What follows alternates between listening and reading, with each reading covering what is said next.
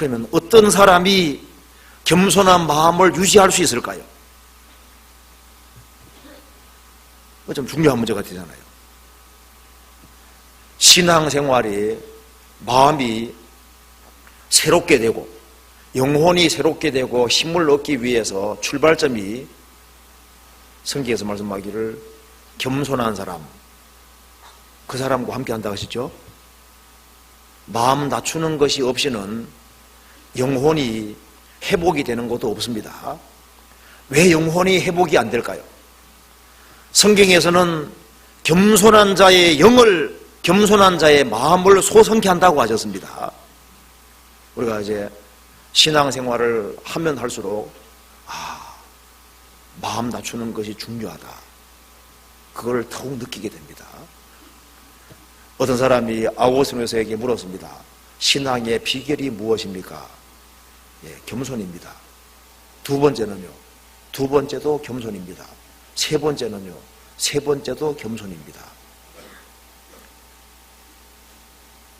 어떤 사람이 겸손 유지할 수 있을까요? 성경 신명기 찾아봅시다. 신명기 17장.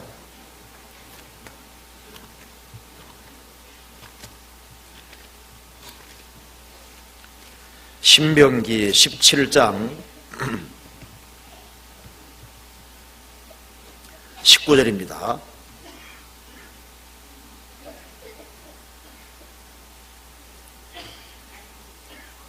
평생에 자기 옆에 두고 읽어서 그 하나님 여호와 경외하기를 배우며 이 율법의 모든 말과 이 규례를 지켜 행할 것이라.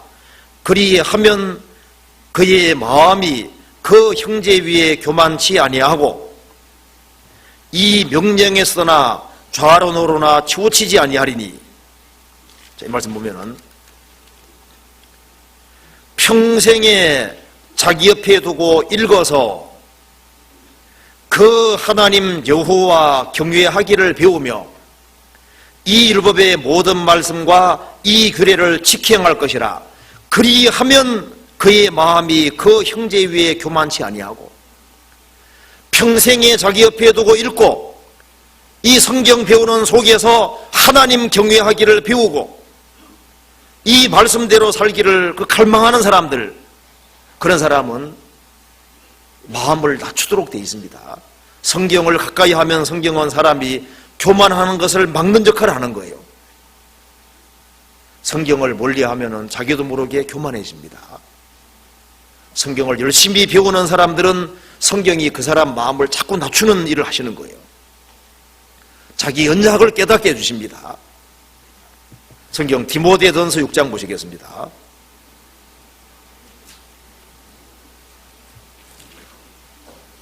(6장 3절입니다)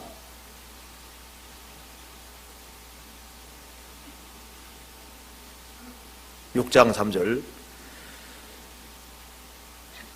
누구든지 다른 교훈을 하며 바른 말 곧 우리 주 예수 그리스도의 말씀과 경건에 관한 교훈에 창념치 아니하면 저는 교만하여 아무것도 알지 못하고 변론과 언쟁을 좋아하는 자니 이로써 투기와 분쟁과 회방과 악한 생각이 나며 마음이 부패하여지고 진리를 잃어버려 경건을 이익의 재료로 생각하는 자들의 다툼이 일어나느니라. 누구든지입니다. 누구든지 성경에서 벗어나는 다른 교훈을 하는 사람은 교만해집니다. 바른 말 곧 우리 주 예수 그리스도의 말씀과 경건에 관한 교훈에 창념하는 사람, 그곳에 매달리는 사람은, 그 사람은 마음을 계속 낮출 수 있게 되는 거예요. 그런데 만일 우리 주 예수 그리스도의 말씀과 경건에 관한 교훈에 창념치 아니하면은 얼마 시간 지나면 교만해집니다. 그리고 안다고 떠들어대는데 아무것도 알지 못하는 거예요. 그리고 변론과 언쟁을 좋아하게 되고 이로써 투기와 분쟁과 해방과 악한 생각이 나고 나중에는 마음이 부패하여지고 진리를 잃어버리고 경건을 이계절로 생각하고 그래서 많은 다툼과 문제가 생기게 되어 있습니다. 우리 주 예수 그리스도의 말씀과 경건에 관한 교훈에 창념하는 사람, 그 사람들은 자꾸 자기 악을 깨닫고 자꾸 마음을 낮추게 되는 거예요. 주님 앞에 무릎을 꿇는 것이, 주님 앞에 무릎을 꿇는 사람, 그 사람은 하나님께서 안아주시고 그리고 그 사람 마음을 자꾸 낮추도록 도와주실 겁니다.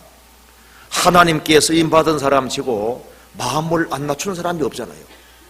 아브라함은 말하기를 티끌과 같은 나라고 했습니다. 다윗은 흔들리는 담과 넘어지는 울타리 같다고 얘기를 했습니다. 잠언 3장에 나오는 아굴은 나는 다른 사람에게 비하면 짐승이라고 얘기를 했습니다. 바울 사도는 모든 성도 중에 지극히 작은 자보다 더 작은 나라고 했습니다. 우리는 수시로 교만해지기 때문에 의도적으로 자꾸 낮추려고, 의도적으로 자기 마음을 낮추려고 노력하는 것도 필요합니다. 이 파스칼이 유명하게 됐을 때, 파스칼은 팡세 쓴 사람 아시죠? 그 사람은 구원받은 크리스찬입니다. 허리띠에다가 이렇게 뾰족뾰족한 목 같은 걸 많이 박아놔가지고요, 자기를 칭찬해주고 축혀 세워줄 때 허리띠를 쳤다 그러지 않습니까? 교만하면 죽어. 교만하면 죽어. 혹시라도 주님 앞에서 마음이 교만해질까봐 낮추는 겁니다. 왜 하나님께서 크리스찬에게 고난을 주실까요? 고난을 통과하는 속에서 자기 연약을 깨닫고 겸손하게 되는 겁니다. 우리 신앙생활 속에 약점을 주셨습니다. 그 약점을 왜 주셨냐 그 말입니다. 혹시나 우리가 교만해질까봐 약점이 있는 거예요. 그래서 어쩌면 가난하기 때문에, 가난한 것 때문에 교만이 막아질 수도 있습니다. 내가 다른 사람보다 어려움을 당하는 것이 있기 때문에 마음 낮출 수도 있는 거예요. 집안의 어떤 문제 때문에 마음 낮출 수도 있습니다. 주님께서는 여러 가지 방법으로 마음을 낮추게 하는 거예요. 왜? 마음을 낮추지 아니하면은 그 사람에게는 은혜가 없는 거예요. 물이 낮은 대로 흐르는 것처럼 하나님 은혜는 겸손한 사람에게 내려오기 때문에 마음을 낮춰야 됩니다. 마음을 낮추면은 낮추면 낮출수록 좋다는 걸 알 수 있는 거예요. 나폴레옹은 나의 사전은 사전에 불가능한 건 없다. 그것이야말로 정말 교만한 말이잖아요. 제가 한번 글을 한번 읽어드리겠습니다. 나폴레옹이 유럽을 정복한 후 그 기세를 몰아 러시아까지 진격해 들어가려 할 때 일이랍니다. 출정 전날 그는 한 귀족 부인에게 성전의 확신을 갖고 자신의 계획을 자세히 설명했습니다.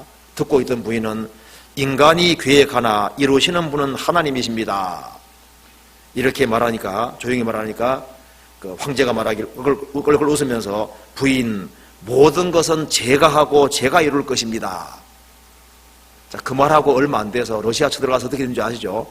완전히 퇴폐했습니다. 완전히 망개잖아요. 이 러시아의 미하일 쿠투조프라는 그 대장은 신의 섭리를 이길 사람은 없다. 하나님이 봄, 여름, 가을, 겨울 주셨기 때문에 겨울은 틀림없이 온다. 나폴레옹은 나의 사전에 불가능은 없다. 나폴레옹은 나는 뭐든지 할 수 있다. 그랬고 러시아 장군은 나폴레옹이 아무리 용맹하다 할지라도, 그렇다고 할지라도 하나님은 못 이긴다. 하나님은 봄, 여름, 가을, 겨울 주셨기 때문에 겨울은 반드시 온다. 그래서 후퇴후퇴를 거듭하지 않습니까? 식량을 불태우면서 마침내 눈보라가 치고, 그래서 겨울이 밀어닥쳐가지고 어떻게 됐습니까? 완전히 망했잖아요.